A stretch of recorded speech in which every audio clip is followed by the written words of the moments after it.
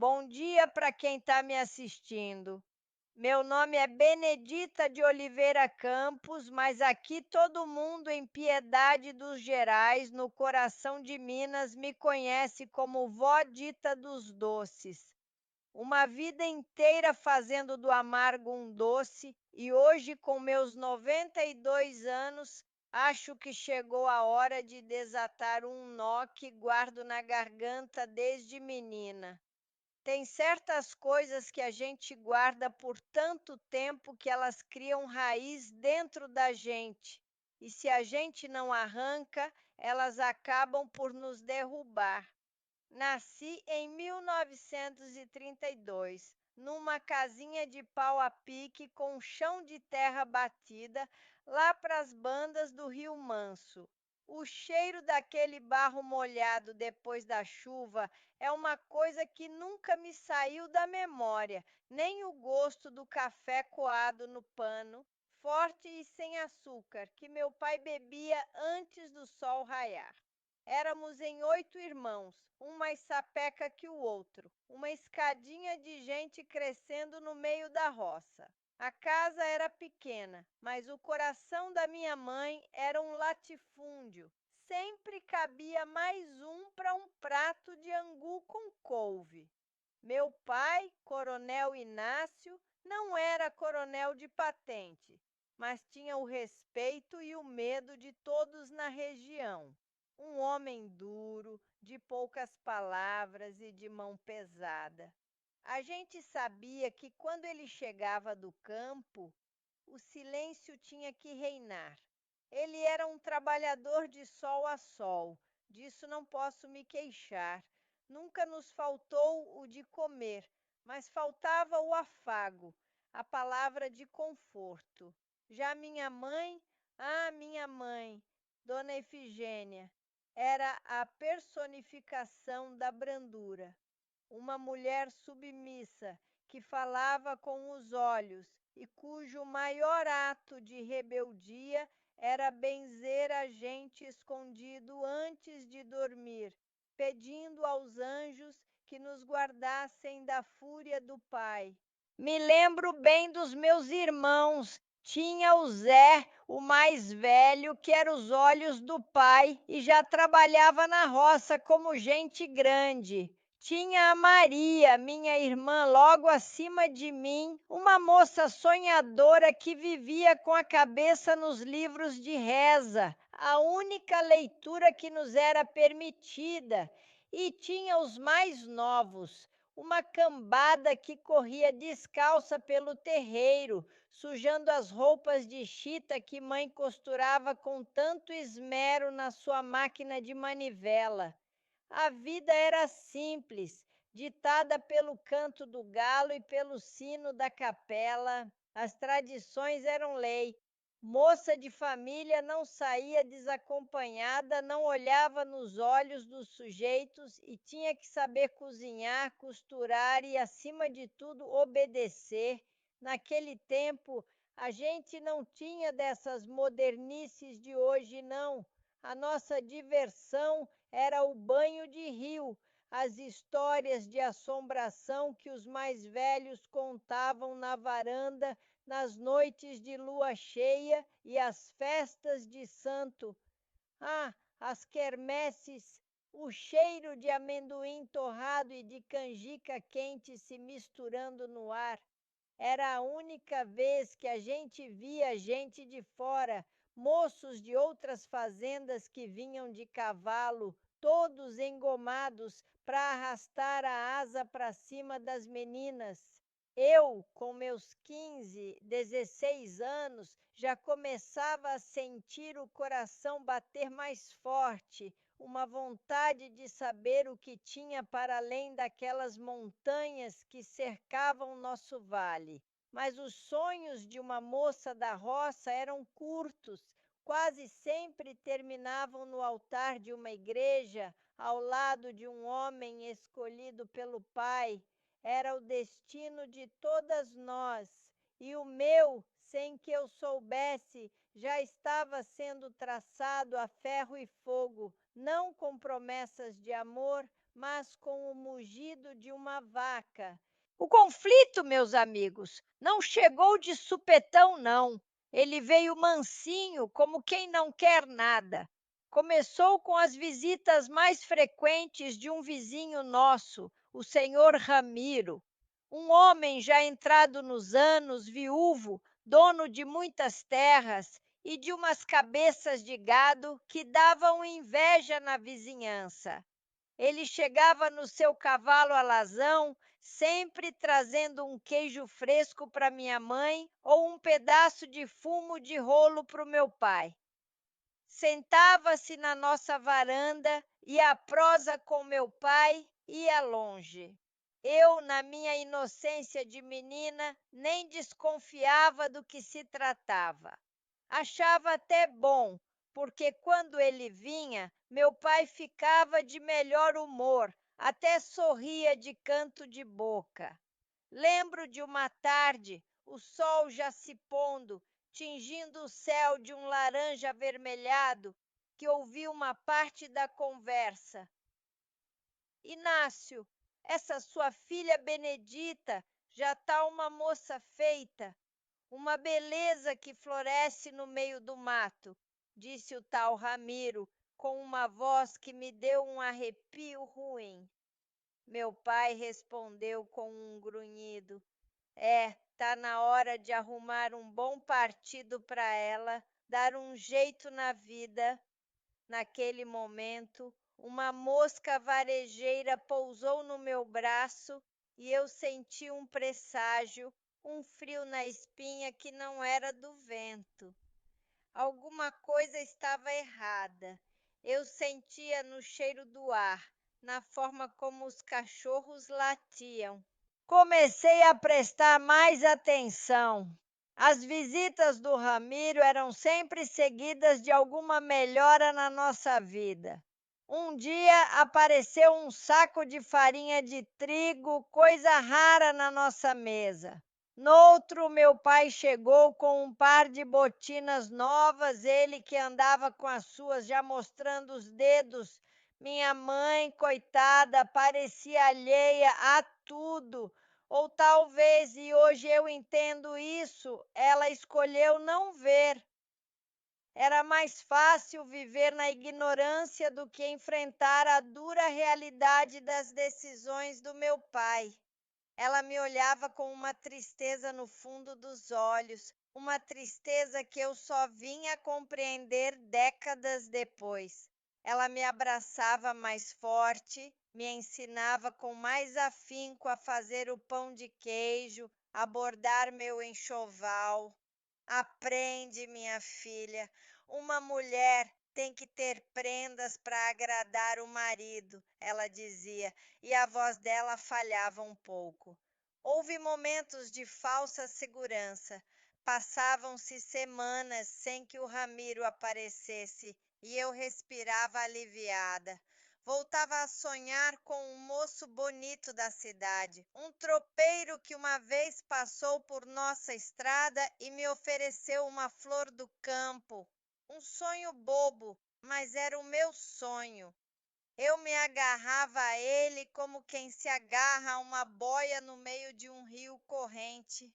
Nessas épocas eu me sentia livre, acreditava que meu pai tinha esquecido daquela conversa, que o destino ainda estava nas minhas mãos.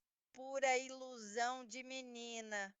Se você está gostando da minha história, se ela está tocando aí no seu coração, deixa um comentário aqui embaixo me dizendo de que cidade você é. Gosto de saber até onde a minha voz está chegando. E ó, para quem ficar até o final, vou fazer um sorteio de um kit com os meus doces caseiros, o famoso doce de leite com queijo e a goiabada cascão. É só se inscrever no canal e deixar um eu quero nos comentários. Mas vamos voltar para a prosa, que o novelo ainda tem muito fio para desenrolar. A tensão foi crescendo. Um dia, meu pai me chamou na sala. Foi a primeira vez que ele me olhou nos olhos por mais de um segundo. Benedita, ele disse com aquela voz de quem dá uma sentença. Você vai se casar. O senhor Ramiro é um bom homem de posses. Vai te dar uma vida que eu nunca pude dar. Eu gelei. O chão sumiu debaixo dos meus pés. Mas, pai, eu não gosto dele. Eu não o quero. Consegui balbuciar, as lágrimas já escorrendo sem permissão. A resposta veio na forma de um tapa que não doeu só no rosto, doeu na alma. Gostar é luxo de gente rica. Você não tem que gostar, tem que obedecer. E o assunto está encerrado. A partir daquele dia, a casa virou um velório. Minha mãe chorava pelos cantos, em silêncio. Meus irmãos não sabiam o que fazer, me olhavam com pena. A data do casamento foi marcada e os preparativos começaram. Era como se eu estivesse assistindo ao meu próprio enterro. Cada peça do enxoval que eu bordava era como uma pá de terra sobre os meus sonhos. O cheiro das flores que enfeitariam a capela me dava enjoo. E o pior era a visita do Ramiro. Ele agora vinha como meu noivo. Tentava me agradar, trazia presentes, fitas para o cabelo, um pedaço de tecido bonito. E eu, com o coração cheio de raiva e de nojo, tinha que aceitar com um sorriso falso no rosto. Eu sentia o olhar dele sobre mim, um olhar de posse, como quem olha para um animal que acabou de comprar na feira. E era exatamente isso. Eu estava sendo vendida. E o preço? Ah, o preço eu só descobriria muito, muito tempo depois. A véspera do casamento foi a noite mais longa da minha vida.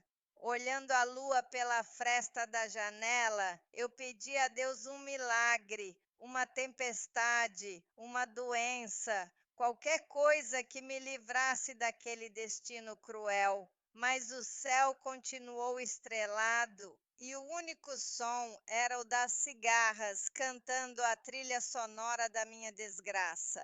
O dia do meu casamento amanheceu cinzento, como se o céu estivesse de luto por mim. Minha mãe me vestiu com um vestido simples, emprestado, que cheirava a naftalina e a sonhos desfeitos. Ela não dizia uma palavra, mas as lágrimas dela molhavam o tecido branco enquanto ela ajeitava o pequeno véu na minha cabeça. Seja forte, minha filha. Deus há de olhar por você. Foi tudo o que ela conseguiu sussurrar no meu ouvido. Parecia mais uma prece desesperada do que um conselho. A caminhada até a capela foi uma tortura. Meu pai me levava pelo braço, sua mão apertando o meu com uma força desnecessária, como se tivesse medo que eu fugisse. E a vontade era essa: sair correndo por aquele pasto, sumir no meio do mato, virar bicho, qualquer coisa para não ter que chegar àquele altar. O cheiro de incenso e de vela queimada dentro da igrejinha me revirou o estômago. Lá estava ele, o Ramiro, me esperando. Vestia um terno preto, lustroso, e tinha um sorriso nos lábios que não alcançava os olhos. Seus olhos eram frios, calculistas. A voz do padre ecoava naquele silêncio sepulcral. Eu mal conseguia ouvir as palavras. Minha cabeça zumbia, meu corpo todo tremia. Quando ele perguntou se eu o aceitava como meu legítimo esposo, Um não ficou preso na minha garganta, um grito mudo que ninguém ouviu. Senti o aperto do meu pai no meu braço, uma ordem silenciosa, e eu disse sim, uma palavra pequena, mas que selou o meu destino e me condenou a uma vida de infelicidade. A festa foi na casa dele. Uma casa grande, mas vazia de calor humano. Havia uma mesa farta, mas a comida não me descia. Eu via as pessoas comendo, bebendo, rindo e me sentia um fantasma na minha própria festa de casamento. Fui apresentada como a nova senhora da casa. Eu tinha 17 anos, ele quase 60. A noite de núpcias foi a confirmação de todos os meus piores medos. Foi um ato de posse, não de amor. Naquela noite, a menina sonhadora morreu para dar lugar a uma mulher amarga e resignada. A minha vida se tornou uma rotina cinzenta. Eu era a dona da casa, mas não mandava em nada. Vivia cercada de empregados, mas a solidão era minha única companhia. Ramiro era um homem ausente durante o dia, cuidando de suas terras e negócios, e um carrasco silencioso durante a noite. Ele não me batia, não. A violência dele era outra. Era no silêncio, no desprezo, na forma como ele me ignorava. Eu era apenas um objeto de decoração na sua casa grande e vazia. Foi durante uma conversa entre duas empregadas na cozinha, meses depois, que a primeira peça do quebra-cabeça se encaixou. Elas cochichavam, achando que eu não estava ouvindo. Coitada da Sinha Nova, tão moça, tão bonita, trocada por uma vaca, disse uma.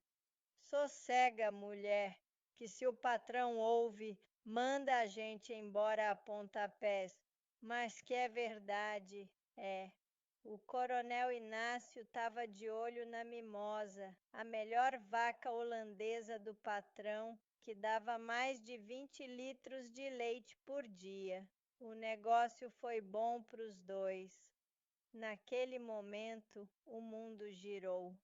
O chão de ladrilho frio da cozinha pareceu ondular sob os meus pés, trocada por uma vaca, uma vaca. O meu valor, a minha vida, os meus sonhos, tudo isso valia menos que um animal. A humilhação me queimou por dentro, uma brasa viva que nunca mais se apagou. A dor do tapa do meu pai não foi nada perto da dor daquela descoberta. Ali eu entendi a profundidade do abismo em que eu havia sido jogada.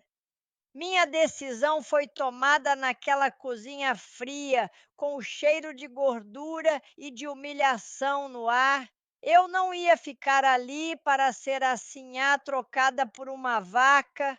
Eu ia fugir, não sabia como, nem para onde, mas eu ia. Aquela revelação, por mais dolorosa que fosse, me deu uma força que eu não sabia que possuía. A resignação deu lugar a uma raiva fria, uma determinação de ferro. Eu ia pegar de volta as rédeas da minha vida, nem que fosse a última coisa que eu fizesse. A menina morta no dia do casamento ressuscitou, não mais como sonhadora, mas como uma guerreira. Na calada da noite, enquanto a casa dormia e Ramiro roncava seu sono dos justos, eu coloquei meu plano em ação. Juntei numa trouxa de pano uma muda de roupa, o pão que tinha sobrado do jantar e as poucas moedas que consegui guardar dos trocos da feira. Descalça para não fazer barulho, caminhei pela casa como uma sombra. Cada passo era um adeus àquela vida que nunca foi minha, Ao passar pela sala, vi meu reflexo num espelho grande. A imagem era de uma estranha, uma mulher com o olhar envelhecido, duro, mas dentro daquele olhar havia uma faísca. Fugi pela janela da cozinha. A noite estava escura, sem lua. A única luz vinha das estrelas que pareciam me guiar. Corri pelo pasto, o orvalho gelado molhando meus pés. O medo me acompanhava, mas a vontade de ser livre era maior. Corri sem olhar para trás, com o coração batendo descompassado no peito, uma mistura de pânico e euforia. Corri até o ar faltar nos pulmões, até minhas pernas bambearem. Só parei quando cheguei na estrada principal, a mesma onde o tropeiro um dia me deu uma flor. Andei por horas a fio.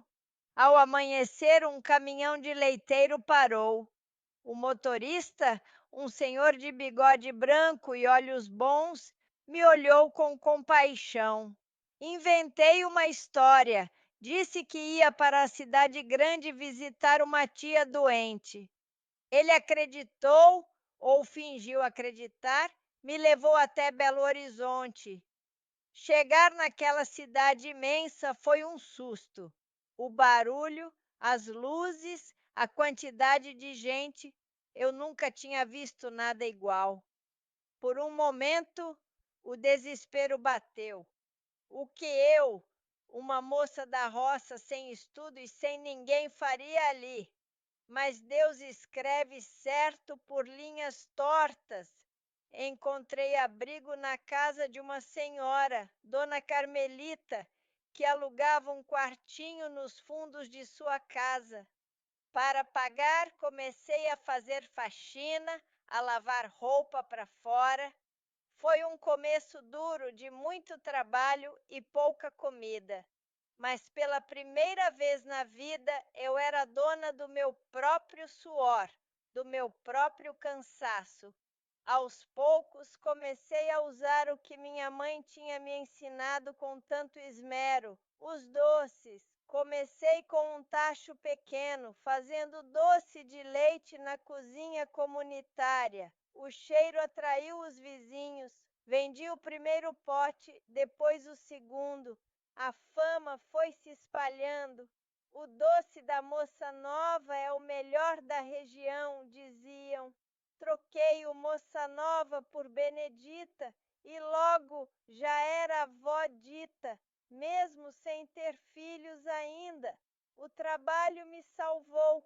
Ele deu um propósito para os meus dias e curou as feridas da minha alma.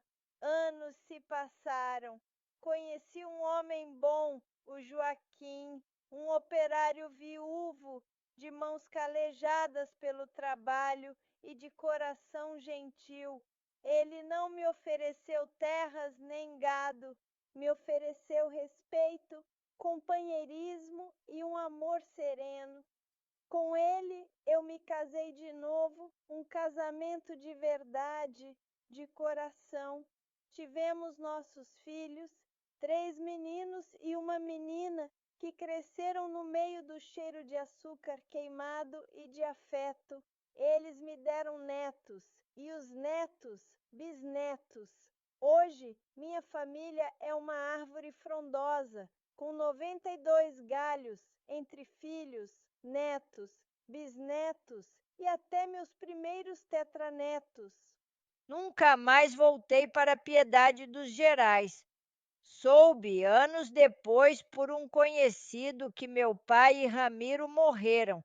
Não senti nada, nem ódio, nem alívio, apenas um vazio.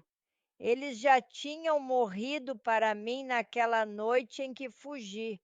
A justiça que eu queria não era a da vingança, mas a de construir uma vida feliz, uma vida que provasse que o meu valor era infinitamente maior que o de qualquer animal. Por mais leite que ele desse, quebrei o ciclo da submissão. Minhas filhas, minhas netas, todas elas puderam escolher seus caminhos, seus amores. Só há alguns anos, quando já estava bem velhinha, contei essa história para minha neta mais velha. Ela chorou e me abraçou forte. Vó, a senhora não foi trocada. Foi o animal que foi usado como desculpa para libertar a mulher mais forte que eu conheço. As palavras dela foram o último bálsamo que faltava no meu coração. Hoje, eu olho para trás e vejo uma estrada de dor, de luta, mas também de muita doçura. E a cada doce que eu faço, a cada sorriso de um bisneto, eu sinto que venci. Eu reescrevi a minha história. Se essa história tocou o seu coração, se você acredita na força que a gente tem de se reinventar, se inscreva aqui no canal, deixa seu comentário, me manda uma mensagem no WhatsApp que aparece aqui na tela. Contar a minha história é uma forma de garantir que ela não se perca no tempo, que outras mulheres vejam que sempre há uma saída, por mais escura que a noite pareça. A gente só precisa ter a coragem de dar o primeiro passo para fora da janela.